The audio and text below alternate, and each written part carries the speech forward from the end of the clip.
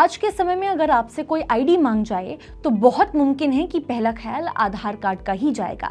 हर subsidy, हर सरकारी योजना, banking से जुड़ा काम, मोबाइल कनेक्शन, टिकट बुकिंग या फिर कोई सरकारी काम, इन सब के लिए जो सबसे पहले डॉक्यूमेंट मांगा जाता है वो है आधार कार्ड। लेकिन जब इसी आधार कार्ड में आपका नाम, पता, डेट ऑफ बर्थ या फिर कोई भी दूसरी जानकारी बदलवानी होती है तो आधार अपडेट कराने में जान ही निकल जाती है।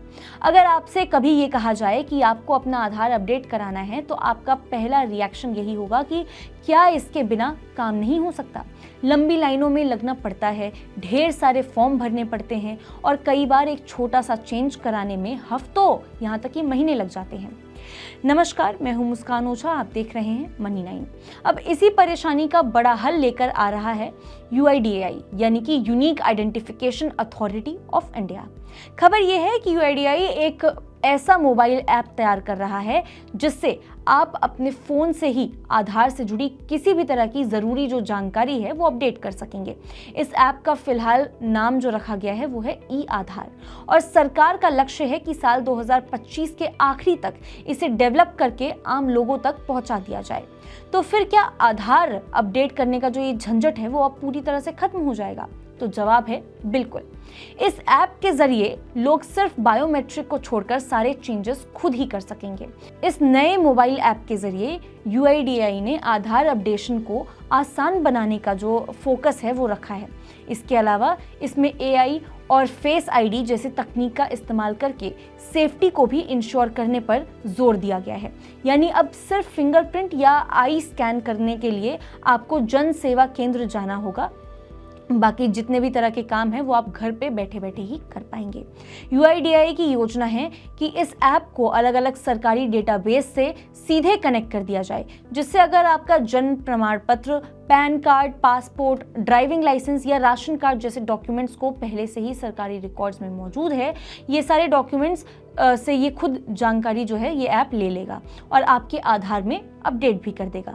UIDAI का ये कदम सिर्फ सुविधा के लिहाज से नहीं बल्कि सेफ्टी और ट्रांसपेरेंसी के लिए भी एक बड़ा कदम माना जा रहा है, क्योंकि UIDAI के इस कदम से फर्जी दस्तावेज जो हैं उनके ज़रिए आधार में पूरा बदलाव करना आसान नहीं होगा।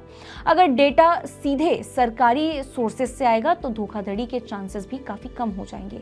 इसी के साथ सरकार ने हाल ही में आधार गुड गवर्नेंस पोर्टल भी लॉन्च किया है, जिसका मकसद सिर्फ इतना है कि जिन कंपनियों या संस्थानों को आधार ऑथेंटिकेशन की परमिशन चाहिए उन्हें वो ईजी और ट्रांसपेरेंट तरीके से अवेलेबल करवाया जाए।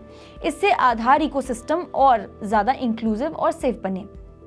अब सवाल ये है कि क्या ये कदम लोगों की ज़िंदगी में किसी भी तरह का बदलाव ले पाएगा या फिर नहीं। तो सोचिए, अभी किसी स्टूडेंट का एडमिशन फॉर्म भरते समय अगर डेट ऑफ बर्थ गलत निकल जाए तो उसके गार्जियन को कई दिनों तक आधार सेंटर के चक्कर लगाने पड़ेंगे, या फिर किसी नौकरी पेशा इंसान को ही अगर अपना पता ही बदलवाना पड़ जाए तो दफ्तर से छुट्टी लेकर आधार सेंटर जाना पड़ता है।